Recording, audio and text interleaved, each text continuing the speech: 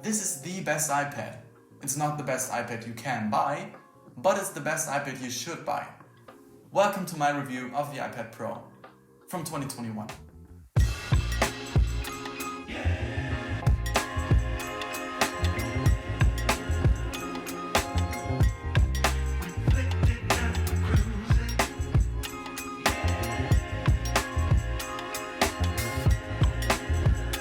Alright, so this is a bit weird because this year there was a quiet press release of the new M2 iPad Pro, but I think you should stay away from that particular one.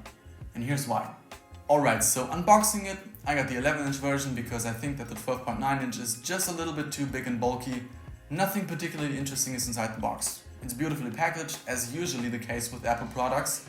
You get some paperwork, the sleek 20-watt USB-C to USB-C charger, the cable, and the iPad itself. It has the same boxy design and squared off edges that we all love, and in combination with a space gray color, it becomes a very pretty piece of hardware.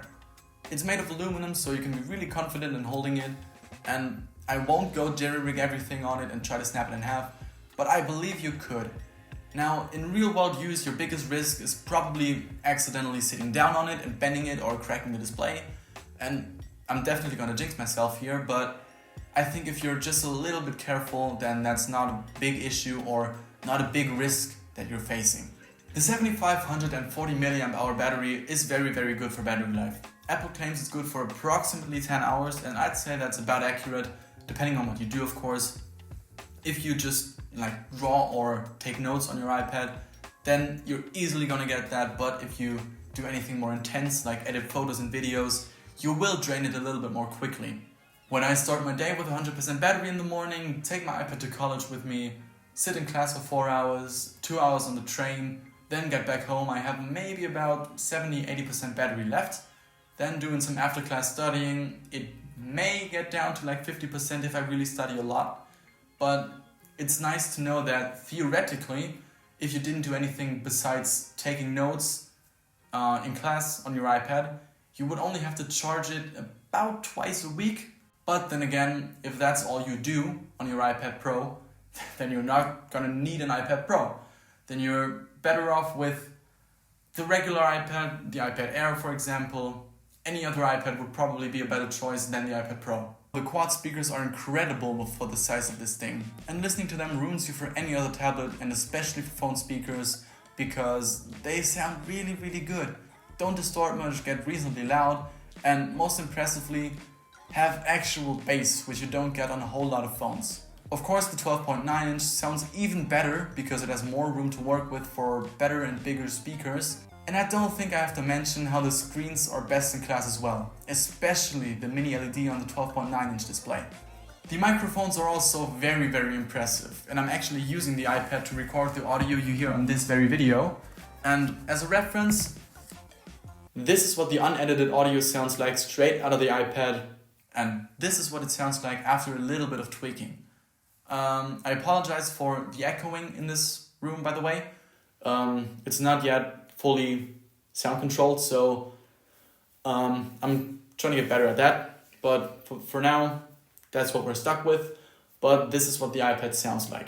But both have the same 8-core CPU and the same non-expandable storage options of 128, 256 and 512 gigabytes, or 1 or 2 terabytes respectively. Also in both models you get the same 8GB of RAM unless you spend the money to get at least 1 TB of storage, in which case you get twice the memory for a total of 16 gigs. However, Apple is known for speccing their products with relatively little RAM because iOS, iPadOS and macOS notoriously don't need a whole lot of RAM. That means that with my only 8GB of RAM, I've never felt that I don't have enough memory equipped. Of course, it all comes down to what you do on your iPad. The most pro thing I do on it is edit photos in Lightroom and occasionally a video, but I hardly consider that pro.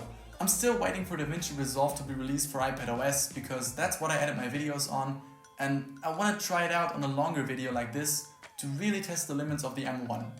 Actually, some people have gotten their hands on the beta version recently, and I would have liked to edit this very video on the iPad, but it's not available for me right now, so that's a bit unfortunate. Synthetic benchmarks are cool and all, but I really want to see how that translates into real world use, and if you can give the Pro in the iPad's name an actual meaning. Alright, so cameras. A feature that I think is very underrated on tablets, because if you think about it, who uses them? Sure, grandma has one because the text is easier to read, and if you have a toddler and don't want to spend time with it, you give them an iPad and you're good. I'm kidding, don't do that. Like, really. But aside from grandma and the obligatory iPad that you have in your household, I think mostly students use them. When I'm in class, I see maybe a dozen people in the entire lecture who use pen and paper, maybe another dozen or two rocking a laptop, but the rest of the 300 people use iPads in one way or another. And in a lecture, it's not completely unheard of that you have to take a picture of the presentation that's in front of you, and therefore I think good cameras are quite important, at least for that use case. For regular pictures that you might want to take on your iPad, the 12 megapixel main camera is perfectly fine, but frankly I think the 10 megapixel ultra-wide camera is completely useless, because I can't think of a whole lot of use cases except your dad who wants to take a cool picture of his barbecue on a small back porch. You're not going to take a group picture with your iPad, and you're certainly not going to use it as professional camera gear, like Apple suggests. But what people actually do is take pictures during their lectures, which is why I would have liked to see a 2x or 3x telephoto lens, not necessarily instead of the ultra-wide camera, but rather in addition to it. Just slap the same camera array from the iPhone Pro line onto the iPad Pro. I would understand if Apple didn't do that on the lesser iPad models like the regular iPad, the iPad mini and iPad Air, but come on, don't take away features from the iPad Pro that are considered Pro on the iPhone. Alright, so iPad OS. The thing that is probably the most annoying about the iPad. Not because it's a bad operating system, it's actually a very, very good OS for what it is. iPad OS, especially with the implementation of Stage Manager, which I'm not that big of a fan, and proper multitasking in general, was a big step in the right direction, and they make the iPad make a whole lot more sense. And you've probably heard before that now that the iPad has the same chips on the inside as full-on Macs do, it should in theory also be able to run the same applications as full-on Macs do.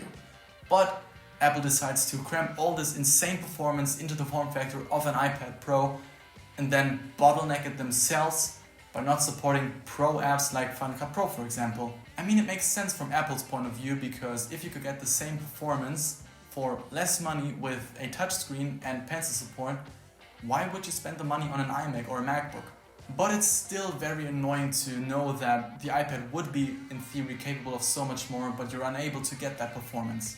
But ironically, the iPad is still, by far, the best tablet that you can get on the market. And if you're at least somewhat in the Apple ecosystem with an iPhone, maybe an Apple Watch, maybe a MacBook, what are you gonna do? Buy a Surface tablet? So unfortunately, by buying them over and over again, we keep giving Apple reasons to keep everything as it is. Alright, so you probably know where this is going, but the only real difference between this iPad and the iPad Pro from 2022 is the M2 chip, which is why Apple didn't release them during their October event, for example, but instead decided to do a quiet press release, because I firmly believe that even Apple, the master of making minor changes sound like big technological innovations, couldn't suck enough formulations out of their fingers to confidently go on stage and present the new iPad Pro as something new. You can get a small performance boost in some certain applications, and even the M1 iPad Pro was complete overkill for a tablet. Now, if Apple was to finally enable the iPad Pro to run full desktop Pro applications like professionals have been begging for years, they might make the M2 make a little bit more sense. As of right now, I don't think that you can easily justify going for the iPad Pro as a whole. Not this year's model, not last year's model, because even lesser iPad models like the iPad Air, for example, they also have an M1 chip and are therefore on par as far as performance goes. Sure, more storage and a slightly bigger mini LED screen would be nice to have, but I don't think you can justify spending the extra money that Apple wants you to pay. But there are also plus sides to the M2 iPad Pro being released. I initially wanted to buy an iPad for college in November because I knew about the quiet press release, I knew that it was coming, and so I wanted to wait for Black Friday to get a good deal on a newer iPad. But here in Europe, the prices didn't stay the same as they did in the US. Instead, the 11 and 12.9 inch iPad Pro start at $1,100 and $1,550 respectively. For the baseline, that is. And that's just insane. So after the press release, I went ahead and checked some online stores for some great deals on last year's iPad Pro. And I did find some few deals, but they were still a little bit expensive. And so I initially wanted to buy an iPad Air because, as I said, same chip, no 120Hz screen, but realistically, who cares? And then I went to eBay to check if there's anybody near me who wants to sell their old iPad. And luckily, there was a guy half an hour away from me who wanted to sell his iPad Pro from last year that he bought this year in July with 128GB and an Apple Pencil and a case. And that is the iPad that's in front of me, because I hit him up and was like, yo, can you give me a little discount? The new iPad just came out. And he was like, yeah, alright, sure. And 2 days later, I was the owner of this iPad. And that's basically what I'm trying to say. With the M2 iPad being released, you now have a little bit more room to negotiate on used iPads, because you can always say, the new iPad was just released. It's not that new anymore. Even though we all know the performance difference isn't that big.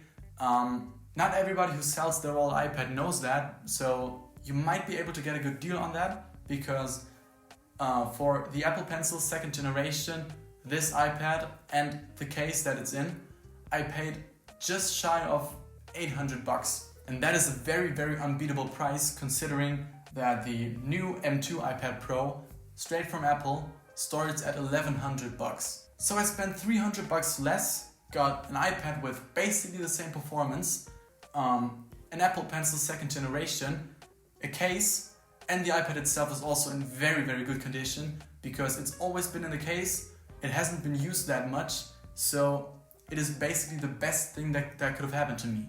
Now, of course, your mileage may vary, but I live in a pretty remote area, so I was very, very fortunate to have a person this close to me wanting to sell their iPad. But I think if you live in a bigger city, for example, then it isn't really that big of a challenge to find somebody who wants to sell their old iPad and pay a fair price for it. But that's been it. I hope you enjoyed this little first hands-on / comparison video between the old iPad and the new M2 iPad Pro. If you did, then please leave a like on this video. If you didn't, then leave a dislike and let me know what I can do better the next time. Also, in general, tell me your thoughts on this video, because I'm still here to improve. And with that said, I hope you have a wonderful day, and I'll see you soon. Peace.